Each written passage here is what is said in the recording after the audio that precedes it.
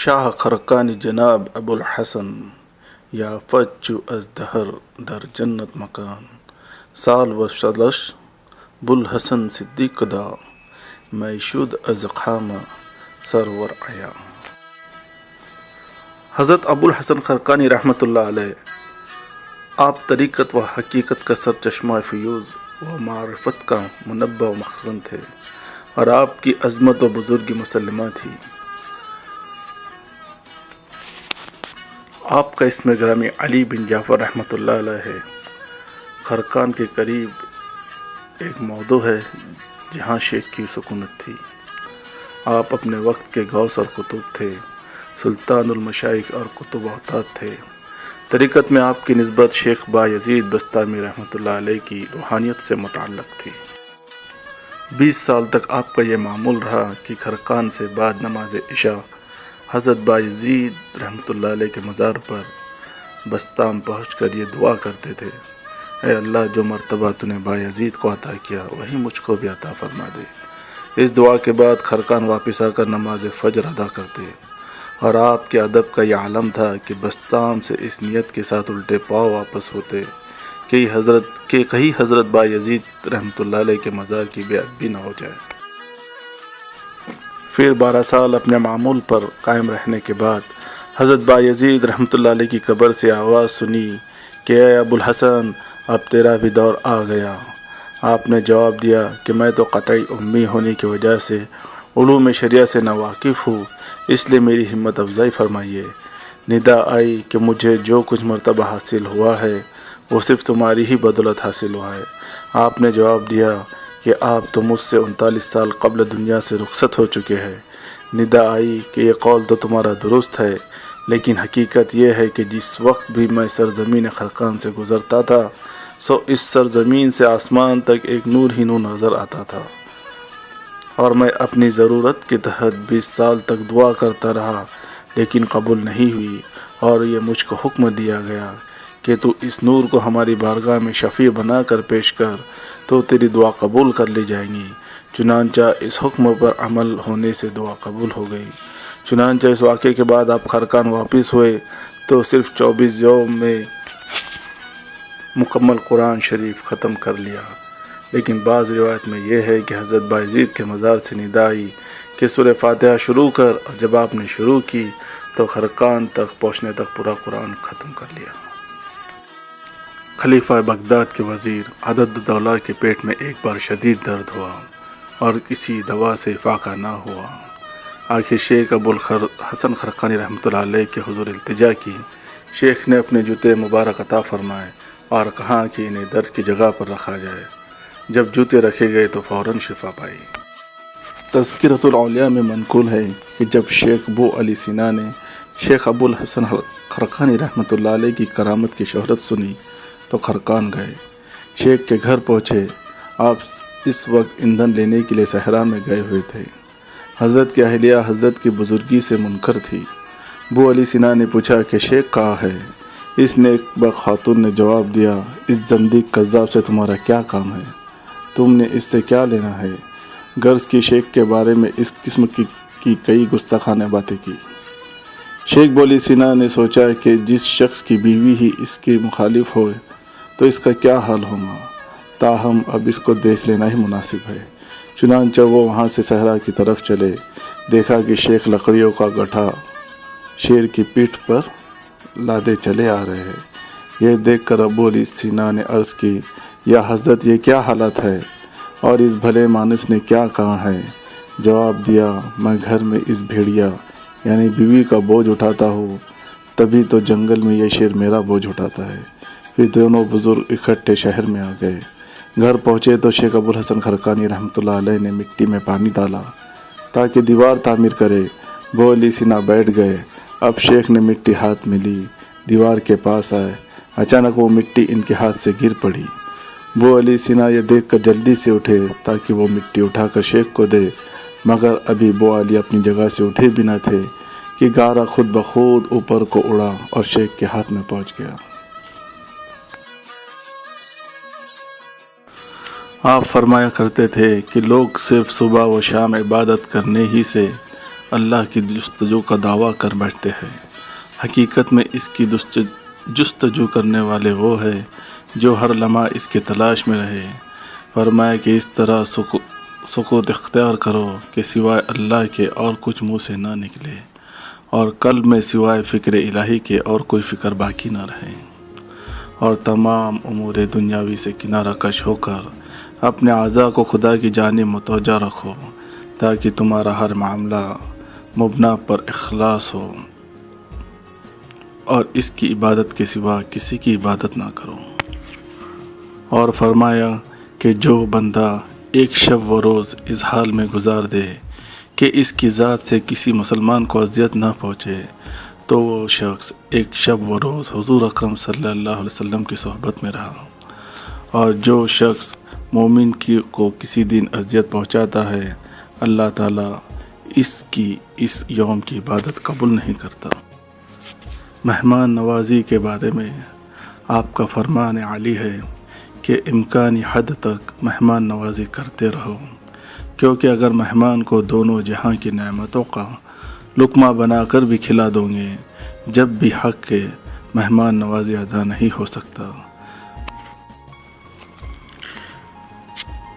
ایک مرتبہ بادشاہ وقت سلطان محمود غزنوی نے اپنے غلام ایاز سے یہ وعدہ کیا تھا کہ میں تجھے اپنا لباس پہنا کر اپنی جگہ بٹھا دوں گا، اور تیرا لباس پہن کر خود غلام کی جگہ لے لوں گا۔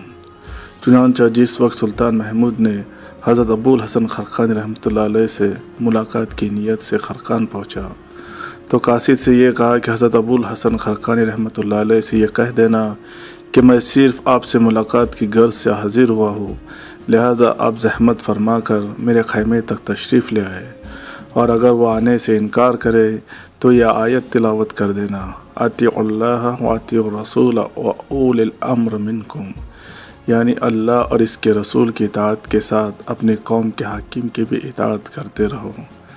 چنانچہ قاصد نے آپ کو جب پیغام پہنچایا تو آپ نے معذرت طلب کی، جس پر قاصد نے مذکورہ بالآیات تلاوت کی۔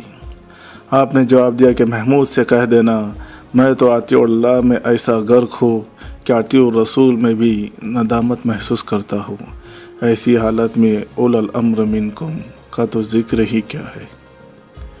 یہ قول جس وقت قاصد نے محمود غزنوی کو سنایا تو اس نے کہا کہ میں انہیں معمولی قسم کا صوفی تصور کرتا تھا، لیکن معلوم ہوا کہ وہ تو بہت ہی کامل بزرگ ہے، لہٰذا ہم خود ہی ان کی زیارت کے لیے حاضر ہوں گے۔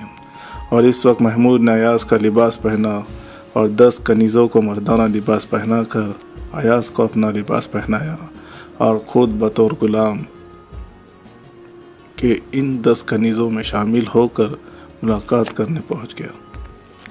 آپ کی بارگاہ میں حاضر ہو کر سلام عرض کیا، گو حضرت نے اس کے سلام کا جواب تو دے دیا لیکن تعظیم کے لیے کھڑے نہیں ہوئے، اور محمود جو غلام کے لباس میں ملبوس تھا اس کی جانب قطعی توجہ نہیں دی، اور جب محمود نے جواب دیا کہ یہ دام فریب تو ایسا نہیں ہے جس میں آپ جیسے شہباز پھنس سکے، پھر آپ نے محمود کا ہاتھ تھام کر فرمایا کہ پہلے ان نامحرموں کو باہر نکال دو، پھر مجھ سے گفتگو کرنا۔ چنانچہ محمود کے اشارے پر تمام کنیزیں باہر واپس چلی گئی، اور محمود نے آپ سے فرمائش کی کہ حضرت بایزید بستامی رحمۃ اللہ علیہ کا کوئی واقعہ بیان فرمائیے۔ آپ نے فرمایا کہ حضرت بایزید رحمۃ اللہ علیہ کا قول یہ تھا کہ جس نے میری زیارت کر لی اس کی بدبختی سے نجات حاصل ہو گئی۔ اس پر محمود نے پوچھا کہ کیا ان کا مرتبہ نعوذ باللہ حضور اکرم صلی اللہ علیہ وسلم سے بھی زیادہ بلند تھا؟ اس لیے کہ حضور اکرم صلی اللہ علیہ وسلم کو ابو جہل اور ابو لہب جیسے منکرین نے دیکھا، پھر بھی ان کی بدبختی دور نہ ہو سکی۔ آپ نے فرمایا کہ اے محمود، ادب کے ملحوظ رکھتے ہوئے اپنی ولادت میں تصرف نہ کرو، کیونکہ حضور اکرم صلی اللہ علیہ وسلم کو خلفائے اربعہ اور دیگر صحابہ کرام رضوان اللہ علیہم اجمعین کے کسی نے نہیں دیکھا، جس کی دلیل یہ آیت مبارکہ ہے وَتَرَاهُمْ يَنْظُرُونَ إِلَيْكَ وَهُمْ لَا يُبْصِرُونَ، یعنی اے نبی صلی اللہ علیہ وسلم آپ ان کو دیکھتے ہیں جو آپ کی جانب نظر کرتے ہیں، حالانکہ وہ آپ کو نہیں دیکھ سکتے۔ یہ سن کر سلطان بہت شرمندہ ہوا، پھر آپ سے نصیحت کرنے کی خواہش کی تو آپ نے فرمایا کہ نواحی سے اجتناب کرتے رہو، با جماعت نماز ادا کرتے رہو، سخاوت و شفقت کو اپنا شعار بنا لو۔ اور جب محمود نے دعا کی درخواست کی تو فرمایا کہ میں خدا سے ہمیشہ دعا کرتا ہوں کہ مسلمان مردوں اور عورتوں کی مغفرت فرما دے۔ پھر جب سلطان نے عرض کیا کہ میرے لیے مخصوص دعا فرمائیے تو آپ نے کہا کہ اے محمود تیری عاقبت محمود ہو۔ اور جب محمود نے اشرفیوں کا ایک توڑا آپ کی خدمت میں پیش کیا تو آپ نے جو کی خشک ٹکیا اس کے سامنے رکھ کر جواب دیا کہ اس کو کھاؤ۔ چنانچہ محمود نے جب جو توڑ کر منہ میں رکھا اور دیر تک چبانے کے باوجود بھی حلق سے نہ اترا تو آپ نے فرمایا کہ شاید نوالا تمہارے حلق میں اٹکتا ہے۔ اس نے کہا ہاں، تو فرمایا تمہاری یہ خواہش ہے کہ اشرفیوں کا یہی ٹکڑا اسی طرح میرے حلق میں بھی اٹک جائے، لہٰذا اس کو واپس لے لو، کیونکہ میں دنیاوی مال کو طلاق دے چکا ہوں۔ اور محمود کی بے حد اصرار کے باوجود بھی آپ نے اس میں سے کچھ نہ لیا۔ پھر سلطان محمود نے خواہش کی کہ مجھ کو بطور تبرک کہ کوئی چیز عطا فرما دے۔ اس پر آپ رحمۃ اللہ علیہ نے اس کو اپنا پیرہن مبارک دے دیا۔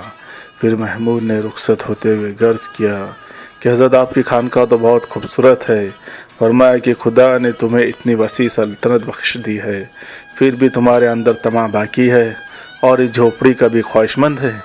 یہ سن کر اس کو بے حد ندامت ہوئی، اور جب وہ رخصت ہونے لگا تو آپ تعظیم کے لیے کھڑے ہو گئے۔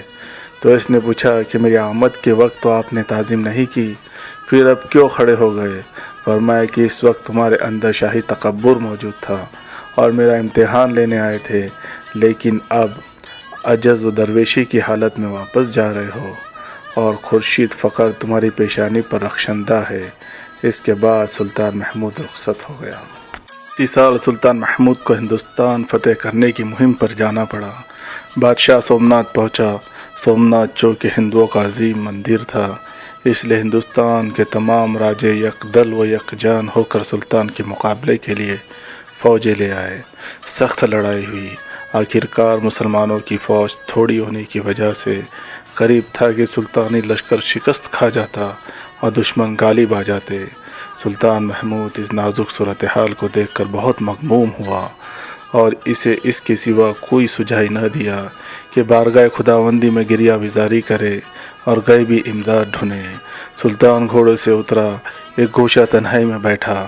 شیخ ابوالحسن خرقانی رحمۃ اللہ علیہ کا پیرہن مبارک اپنے سامنے رکھا، اپنا چہرہ مٹی پر رگڑا اور عرض کی، یا اللہ، اپنے دوست ابوالحسن کے اس خرقے کی عزت و حرمت کی بنا پر اہل اسلام کو فتح و نصرت عطا فرما۔ فوراً دعا قبول ہوتی ہے۔ جنگ میں یوں ہوا کہ دشمن کے ایک لشکر نے اپنی ہی فوج کے دوسرے لشکر کو سلطان کا لشکر سمجھا اور یوں ایک دوسرے پر ہی تیگ زنی کی، یہاں تک کہ ہزاروں دشمن اپنے ہی ساتھیوں کے ہاتھوں مارے گئے اور باقی ماندہ بھاگ اٹھے۔ بادشاہ اسلام کو فتح و کامیابی عطا ہوئی۔ اس رات سلطان محمود غزنوی نے خواب میں دیکھا کہ شیخ ابوالحسن خرقانی رحمۃ اللہ علیہ فرما رہے ہیں، اے سلطان، تو نے میرے خرقہ کی توہین کی ہے۔ اگر تو اس وقت دعا کرتا کہ تمام اہل الہند دائرہ اسلام میں داخل ہو جائے تو حق تعالیٰ یہ دعا بھی قبول فرماتا۔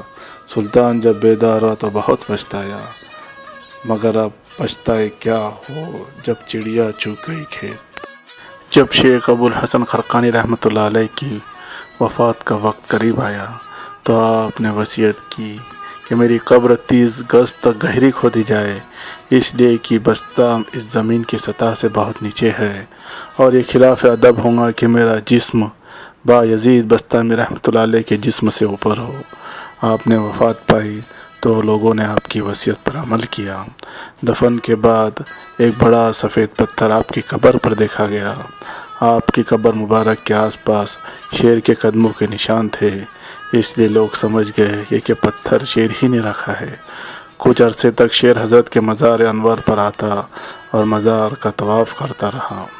جو بھی شخص حضرت کے مزار کے پتھر پر ہاتھ رکھتا ہے اور اللہ سے اپنی حاجت مانگتا ہے، اس کی دعا قبول ہوتی ہے۔